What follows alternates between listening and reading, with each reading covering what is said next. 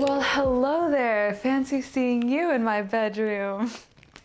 That was really corny, but I wanted to share my evening rituals with you. I can do my evening routine in 30 minutes, but this is going to be a very drawn out, romanticized version, okay? Because otherwise it would just be me munching in my kitchen, throwing some water on my face, and passing out. One of my favorite things to do is end a stress cycle for the day and sort of clock out for the day. I feel like this would be a lot of people's commute home, but I work from home, so I kind of have to tell my body and my nervous system that I can close those thoughts for now. And I do that by either working out or going outside and moving my body and moving the energy around. I wanted to bike and have a little picnic with myself. So I have my bag packed and I put my typewriter in here. That's like, it feels like at least 20 pounds, and it's probably the most impractical thing I've ever done, but I just really want to typewrite in nature. I just feel like that would be an experience. So I'm gonna put a little picnic blanket in here. I have my mini journal.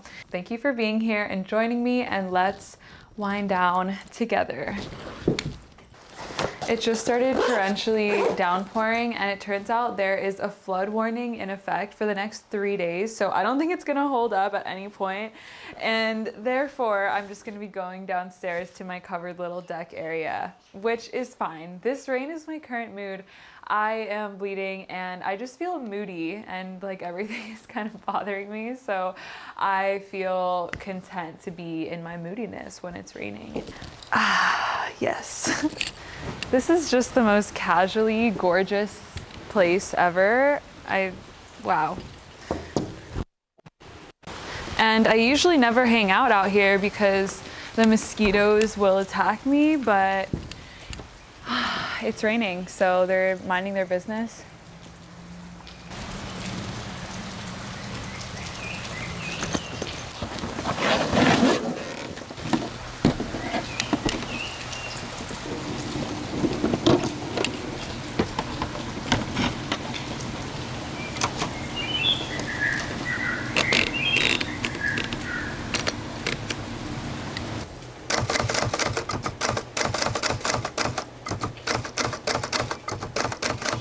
I am forever going to be romanticizing my life, and this is a very pivotal moment in my day where I allow myself to feel deeply and I create a container for me to do so. Feeling to me is self-care. It allows me to move forward into every avenue of life with presence and understanding. I move from a deeper part of my core when I take time to witness my internal experience, and that authenticity and that clarity pours into everything that I do. And romanticizing life is also an actual way of life for me and a eternal doorway that I will be entering through. I have to say, I did get one comment a while back that was like, stop romanticizing your life, stop romanticizing waking up and drinking tea and going to sleep. You need to step into reality. And I understand where that person was coming from entirely.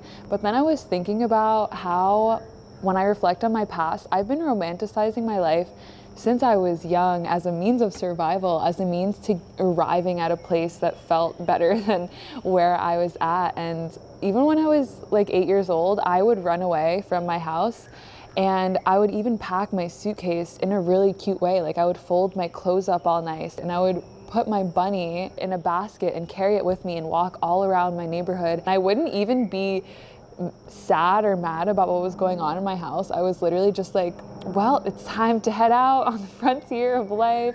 And sometimes I would literally sleep in my neighborhood park, but other times I would go back home and just hide myself away. But maybe we're all kind of living in our own little delusion about the way that life is supposed to be, and I think that we should just celebrate each other's delusions if they're bringing no harm and they're working for each respective person. But I do think that romancing life is something that I really believe in. For me, it doesn't take much. I need some apparatus from which to write and pour out and uncover, and some sensory experience. So that could just be the sound of the birds, or it could be my breath, or it could be a warm cup of tea against my cheek. It helps me feel really at home in any place and in any moment, which is really empowering because I'm about to leave the country in 2 weeks. I feel like I know exactly what I need to bring and what I need to do to feel rooted in myself anywhere, which is a really good feeling. But yeah, this is self-care. It's just feeling. Wanted to share how I go about writing. So on my typewriter, for whatever reason, I love writing lists. This has really gotten me more excited about writing again because it can be kind of creative, like how to start a love letter, how to feel, how to mend a broken heart. And then you can write these very practical steps that are like directions, and they don't have to be super poetic or revelatory, but just like some 80s VHS tape where you're like, how to make friends, smile, tilt your head, extend your arm, and find it in the warm hand of a new friend. I like to do, I think it's called hyper realism, where I'm just writing exactly what's taking place in the moment. So it'll be like, it's 5:30 p.m. The wind is blowing. I feel it brush against my skin. As I draw in breath through my nose, I remember the possibility to begin again. My typewriter sits beside me, and I am staring at it as if the words will come out rather than me having to pour them in. I am waiting, and the sound of the birds envelop my body. I am waiting, and the details become clearer. Thousands of little lives happening all around me. The lizard's throat expands, and the hummingbird adds a new branch to his nest. Moth wings buzz past my ears as they flutter, and I find myself in a place beyond words, beyond the grasping. So that's one way you can do it. And then I also really have been liking to put myself in the perspective of other objects and not just my own I am being, but seeing myself as the leaves of a tree or a book in a bookshelf. And that's really fun to play around with. That is a little bit challenging for me, but those are just some ways to start writing. And you can also just start off with one line.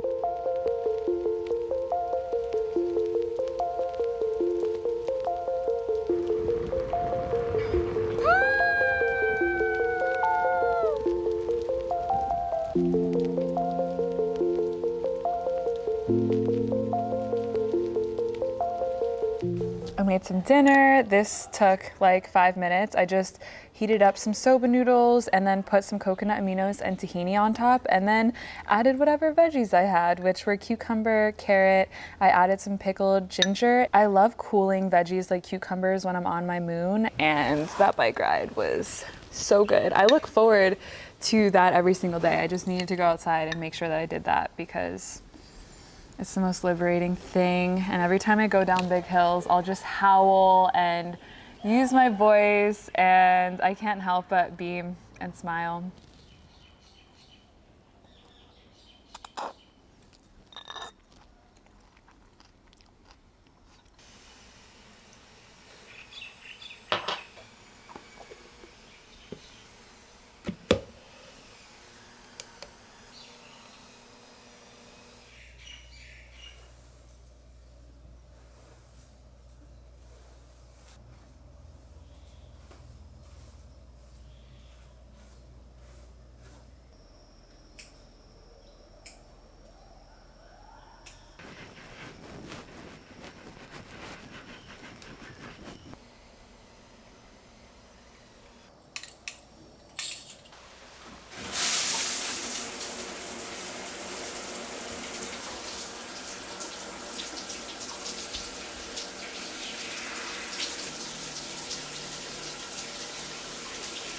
If you've been watching my routine videos for a while, then you know the way I love to lotionize from head to toe and massage myself, sing affirmations to myself while I'm doing it. It really connects me to my body. Today's video is sponsored by Osea. They have been making clean beauty since 1996, are vegan, cruelty-free, gluten-free, plant-based, and climate neutral, and they make really awesome products. But I've been in love with this Undaria collagen body lotion that is really light and instantly moisturizing. I really like this for summertime because I have other creams that are just really heavy, thick and sticky, which sometimes I like, but in the summertime, I'm already so hot that I don't really want that experience.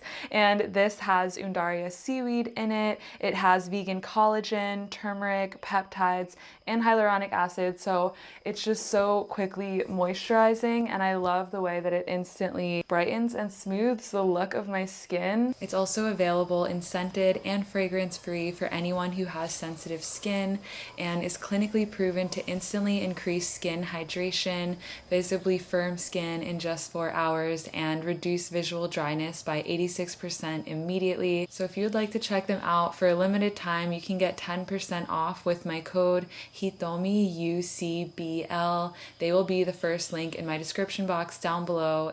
I am brave to be here and remember why I came. Spirit moves through me like the wind moves through the trees. I am free. I am free.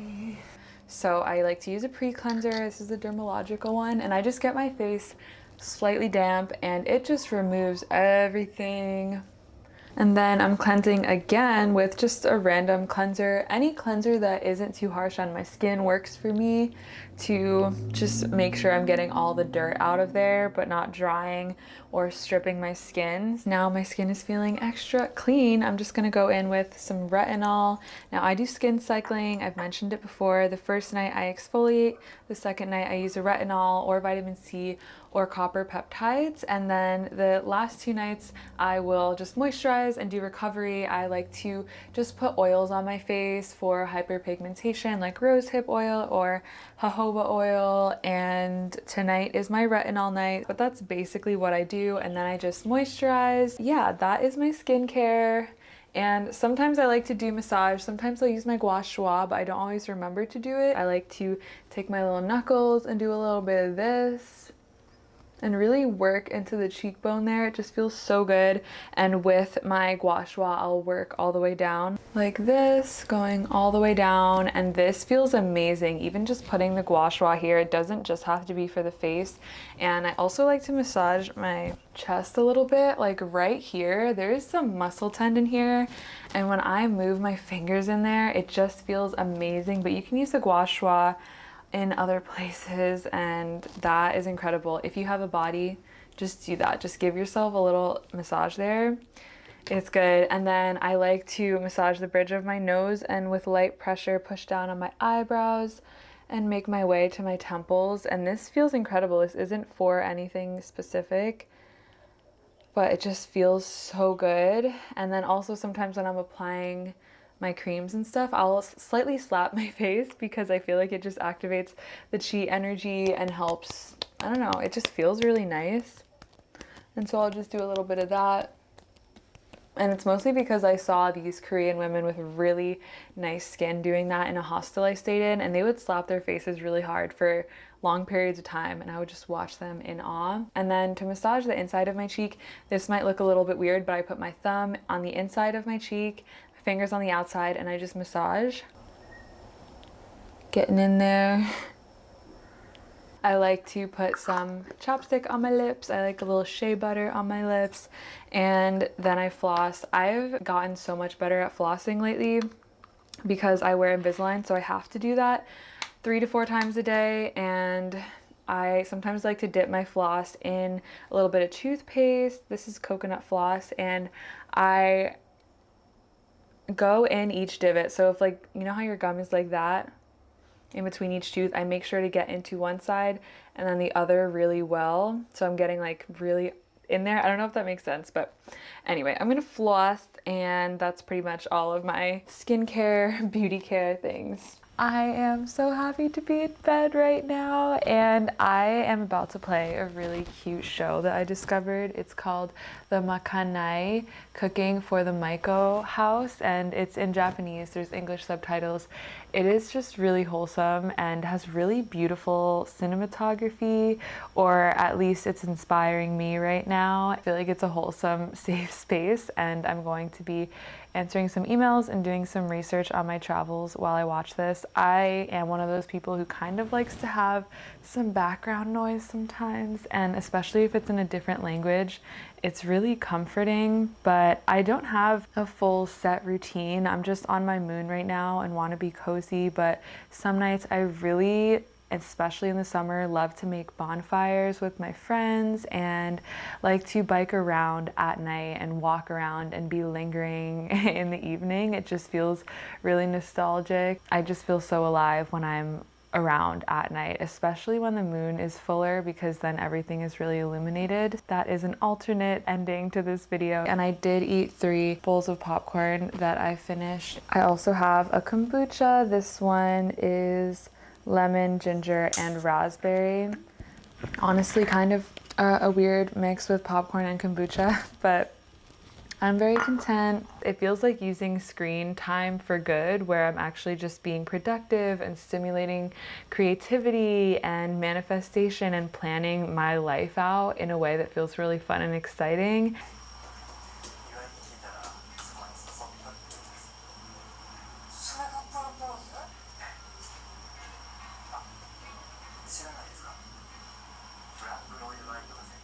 Nighttime just feels inherently intimate, like you're just alone with the world and can transform into anything. I'm just being really extra because I feel pensive and I'm in my little philosopher poet state of mind, and I've just been writing a lot on my typewriter and I don't think any of it is good. Like, I have just been kind of writing a bunch of pages to get my jumbled thoughts out of my head. But I have just been praying tonight, and the moment that I express any sort of love, it just fills my heart up.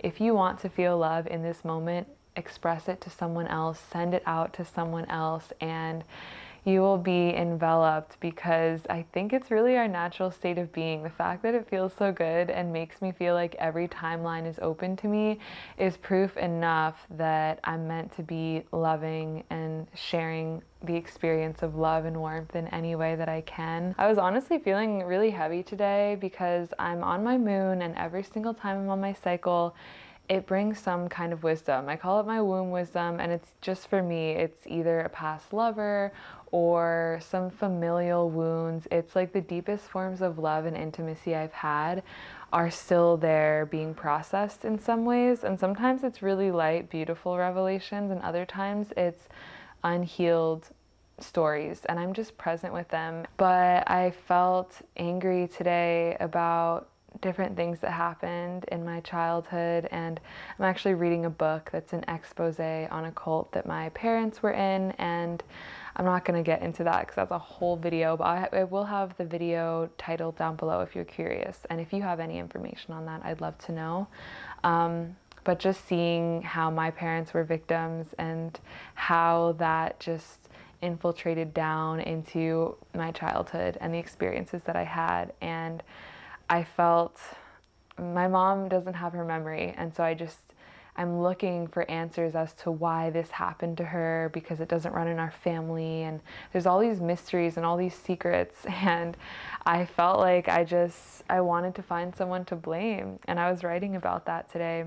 I just want to share this. It's kind of heavy, but the whole time that I was feeling angry or discomfort in my body, I felt so much space around it, and I felt so grateful to be witnessing it and being like, wow, I'm consciously aware that I don't feel good in my body, and this is what I'm doing to respond. And I felt happy and elated in that same moment, because I knew I was going to be okay, and that it wasn't that deep, and that there was something for me there, and that it wasn't something drawing me deep down into the muck. It just kind of felt like, wow, I'm excited to process that and see what's there, and then let it go. And it's what I spoke about in my How I Deal video, why I'm not afraid of my shadow. It's just fully remembering who you are, even in a moment of complete turmoil or dis-ease in the body. And that made me feel really happy and empowered today. I can see the light all around me, and yet Today I am looking for someone to blame. I am looking for someone to blame for my broken heart. I tell myself it's like my mother's, but I'm not too sure. Hers seems to be imprinted by hands that held too tight, while mine has spent years piecing the untethered parts back together. I am looking for someone to blame for the words I promised I would say but never did. I am looking for someone to blame for teaching her to dismiss me when I tried. There is fire in my core wanting to yell, but when I hear the words come out, they are too grief-stricken, desiring only to land upon ears listening so gently that I could whisper and still be heard. And when I feel that my fists are clenched, I learn quickly that they are not seeking to be thrown, but are grasping onto the moments where love did prevail. They are yearning to hold the hands of the one who taught me how to abandon everything in order to listen to my heart. Yet she abandoned me in her own pursuits, so I am at the bottom of the well, wanting to curse this life for being so raw. Everything impresses upon my skin, and I am both attached to the scars and rushing their disappearance. I want to run to the person I spent my life running from. I seek to understand the one who could never understand me. Can I hold it all? I wonder why time has to run out right when I have found the right words to say. And that was just me ranting, but my mom has lost her memory, and it feels so torturous for me to be attached to a past version of her or wishing things were different when in the present moment she's in such a sweet disposition, is surrounded by love, and might be the most calm and peaceful she's ever been in her whole life. She's returning back to a 0 point, which we all will eventually. But the more I learn about her experiences, the more I'm able to see her differently, and there's a different light that shines on all of my childhood experiences. So it's just new information that's kind of locking itself in place in a little Tetris build. Anger used to be really uncomfortable for me. It still kind of is, but I can identify that every single time I've been angry, I've also been on the verge of tears, because when I move past the layers of anger, underneath it all is a sadness that love was ever lost. And I was thinking about how that's at the root of all of my uncomfortable feelings, like anxiety or depression. It's like there was love that could have happened that didn't happen, and that's sad, and that doesn't feel right. And let's reflect upon it so that we can learn how to show up differently. And even with social anxiety, it's like, oh, I was damning myself the whole time so I couldn't even be present in this situation. Or with sadness, it's me hiding myself away because I don't love myself enough to be seen or to want to get out of bed. At least that's how it is for me. And anger as well is just like, why couldn't it have been better? Why did it have to be hard? Why couldn't we have had conversations that landed in each other's hearts? But I just wanted to share that because it can all take place at once. You can see the light all around you and still be navigating your childhood traumas or your deep sensitivities to the world, and still fully remembering in your soul and spirit who you are, and have miracles unfolding upon your path. It's can all happen at once. And I felt sad and angry, and I also felt so happy to be alive today. And I'm just so happy that I can share this with you in awe and reverence to feel anything at all but what's really new. Yeah, I'm gonna end this video here. I like to put my long rants and soliloquies at the end just in case anyone doesn't want to sit through it. I'm just like, this is for the real ones. So thank you for being here and being on all of these journeys with my heart, and all of these little forms of remembering that have happened in the past few years. I hope that you take some deep belly breaths, roll your shoulders back, straighten your spine a little bit more until I see you next. And I'm bowing down to you. Bye.